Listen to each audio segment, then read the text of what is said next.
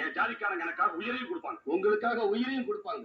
நான் இல்லைன்னு சொல்லல. அப்படி உயிரை கொடுக்கறவங்களுக்கு நீங்க என்ன பண்ணிருக்கீங்க?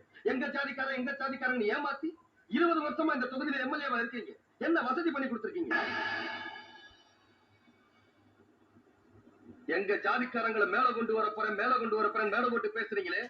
உங்க ஜாதியில எத்தனை ஏழை பொண்ணுங்க இருக்காங்க. வரலட்சணை கொடுக்க முடியாம வறுமையில வாடி தவிச்சுக்கிட்டு இருக்காங்க. அவங்கள ஒரு பொண்ணுக்காவது உங்க செலவுல நீங்க கல்யாணம் பண்ணி கொடுத்திருக்கீங்களா? இல்ல உங்க ஜாதி சங்கம் தான் கல்யாணம் பண்ணி கொடுத்திருக்கா?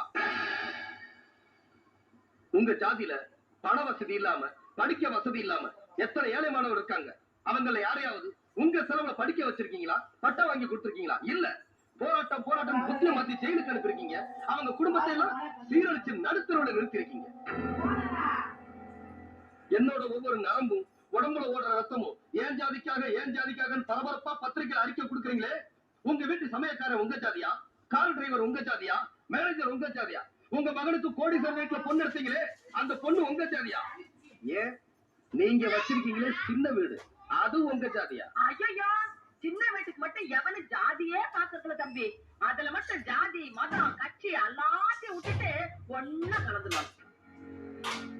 ஓட்டு வாங்குறதுக்காக ஜாதி வரியை தூண்டி விடுவீங்க, அடுத்தவங்க உயிரை வாங்குறதுக்காக ஜாதி வரியை தூண்டி விடுவீங்க. ஆனா இவங்களை வசதி விடுறதுக்கு ஒண்ணுமே பண்ண மாட்டீங்க.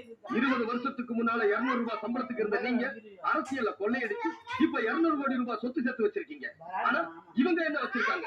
இருக்கிறதால அடமானம் வச்சிருக்காங்க. ஏமாத்துறதுக்கே பிறந்தவங்க அரசியல்வாதிங்க, ஏமாறுறதுக்குன்னே பிறந்தவங்க ஏழை ஜாதிங்க. அப்படி நீங்க எல்லாம் நினைச்சிட்டீங்க இல்ல?